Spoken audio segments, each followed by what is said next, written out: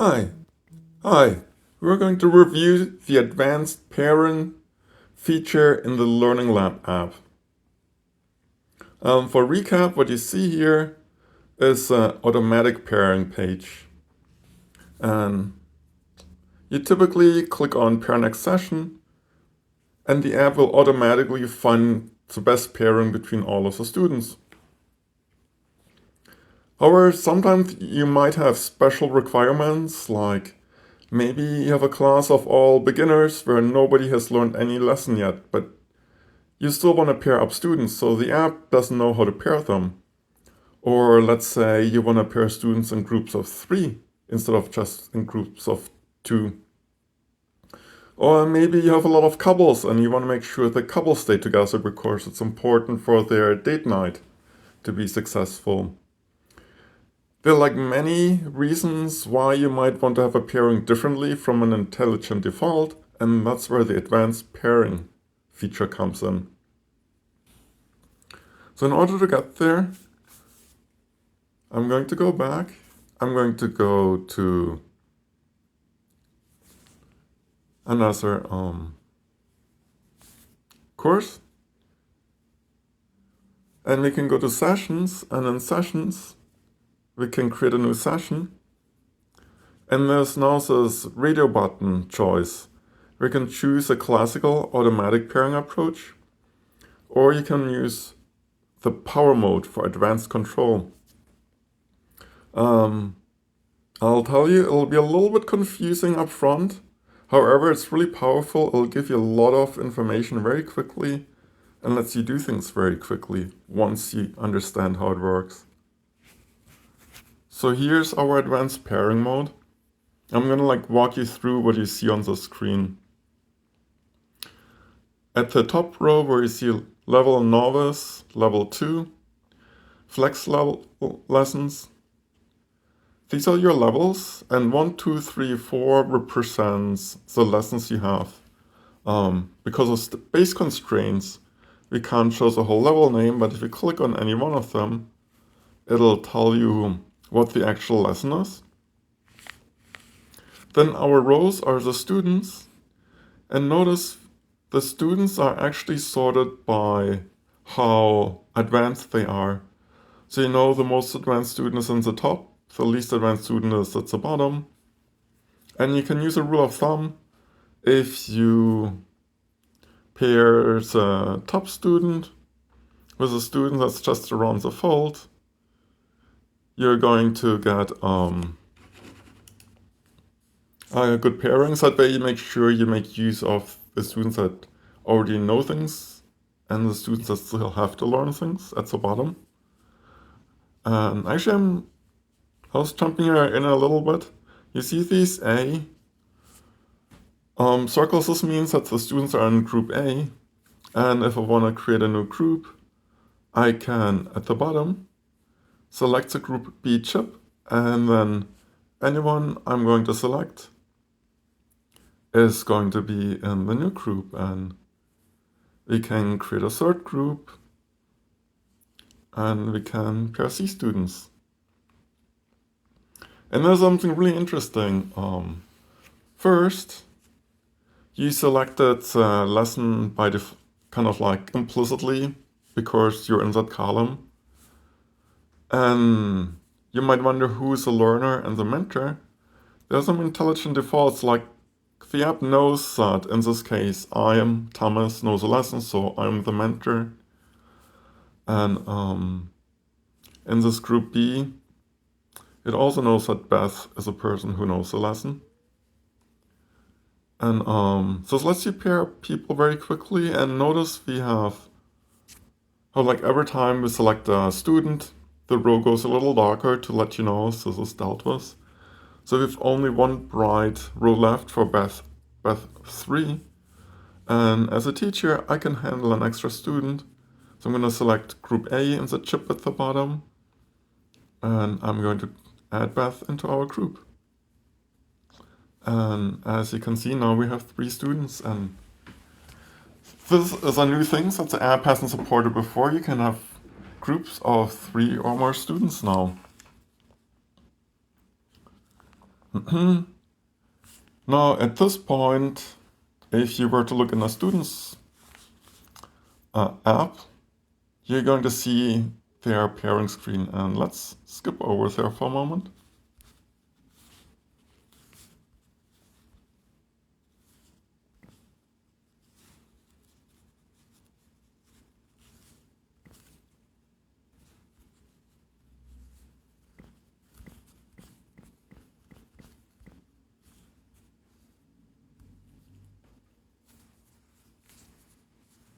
And we're just going to click the session button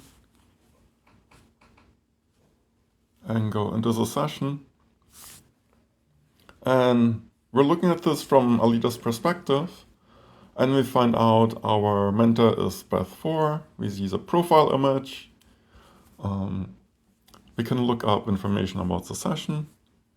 And it's all very nice. Now, if we're going to go over to Beth 4,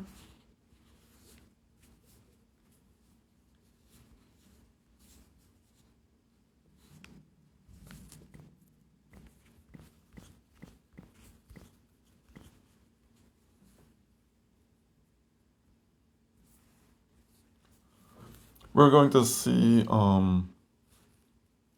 that we are the mentor, and we can graduate Alita. Interesting. Let's go back into my account.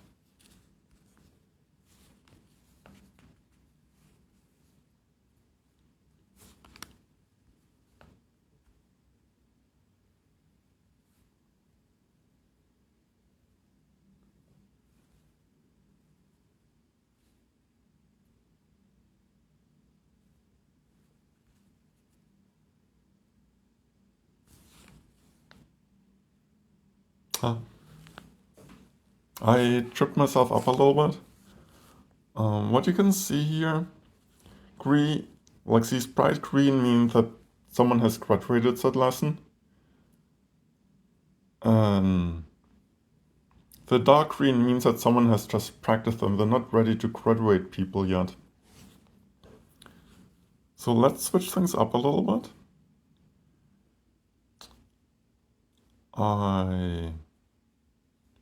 We can quickly see how things are paired up here.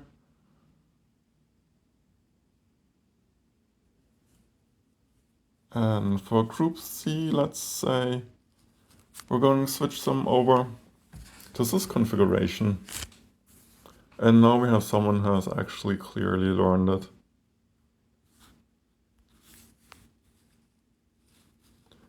And let's say our students are teaching each other. And we have like a quick checkout here.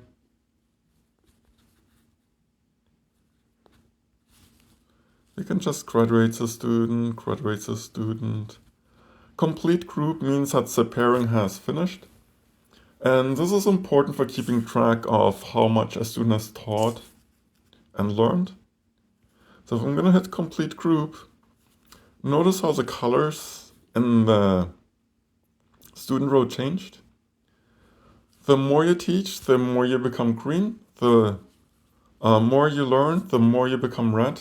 Basically telling us there's like a teaching deficit, and we should make these students also do some teaching to balance things out. So I'm going to go to the next group. I'm just going to graduate, complete group, graduate, complete group. Okay, and you can kind of see instantly how things are updated. It's kind of exciting to see your entire class all in one place and how they're all paired up. And you can also see like who needs to take some turns teaching and learning. And so what I might think as a teacher is, I want to fill in this gap. And I want to pick someone who needs to teach, so I'm going to pick this. I see Beth 4 has taught, so I want to kind of reward her by learning. I have to switch groups. And I'm gonna have her learn from Beth. And, you know, I'm actually also gonna add Beth 1 into this because she needs to yet graduate that lesson. And that leaves me with Beth 2 should be rewarded with learning. I'm going to teach her the next lesson. Hold on, let's take me out. And you can kind of see how we're configured for this turn. I'll assume all the students learned and taught each other.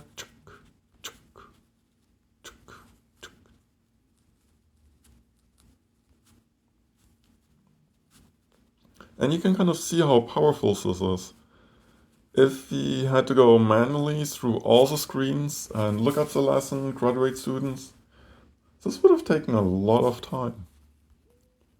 And now we're in this state, and you know, actually, what I notice is, let's say, I want to show you this. Let's say we have a round where you're paired, Beth 2 hasn't graduated that lesson yet. So we could go in here and let's say she's still not ready, so we're going to complete the group.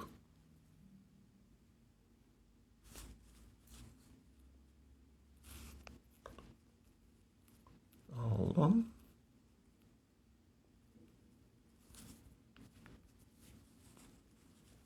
Gonna go in here. Beth 2. And you see now it's slide grade letting us know she actually practices this turn.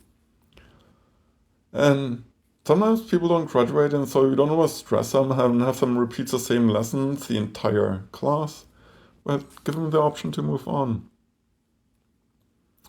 So now as a teacher, I might want to do two things. I might want to fill in these holes.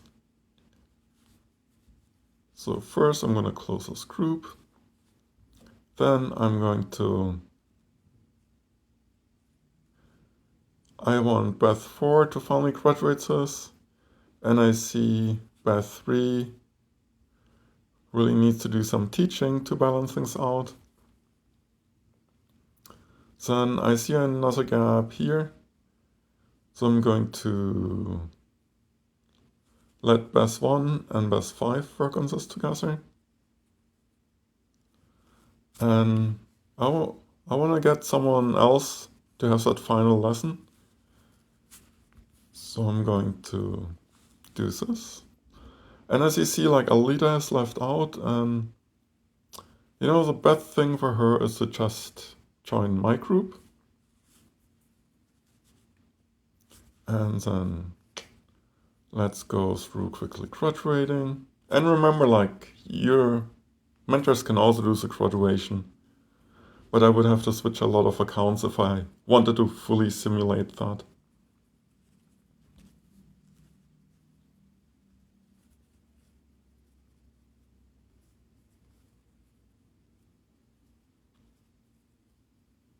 Oh yeah, very nice, very nice. And notice as students graduate lessons, their ranking might update, and you always have the most advanced students at the top. So what we have now is, we see that Beth 2 is super red. So we want to make her teach. And let's give her these two students. I notice not a lot of people have lesson number 9. So I think I want to get some people up to speed on that. I'm going to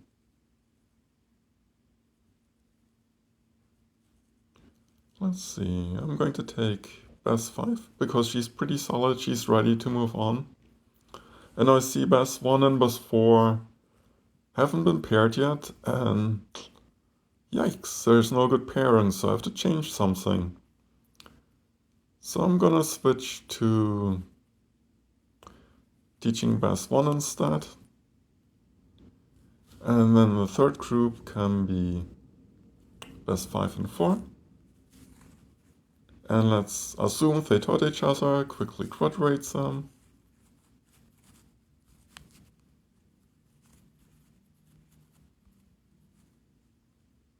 And you can see how you're actually really in control of all the pairing process, of all the progresses of your students. And let's see, I want to kind of find out what happened with Beth too. I can open up and I see here's a replay of everything that happened.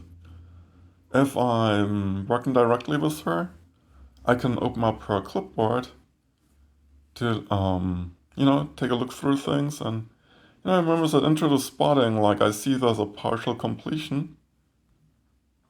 Well, that's interesting. And I see her progress is 10%. It's just nice to have these stats. I could look at her profile. Nice. Let's close this. So this is the advanced pairing, and let's say we're done. Then I can go here, and I can end the session, and it is over. I know it's a little bit of a verbose tutorial, and it'll be a little bit confusing in the beginning, but you can also see how quickly my fingers were flying to kind of pair up students.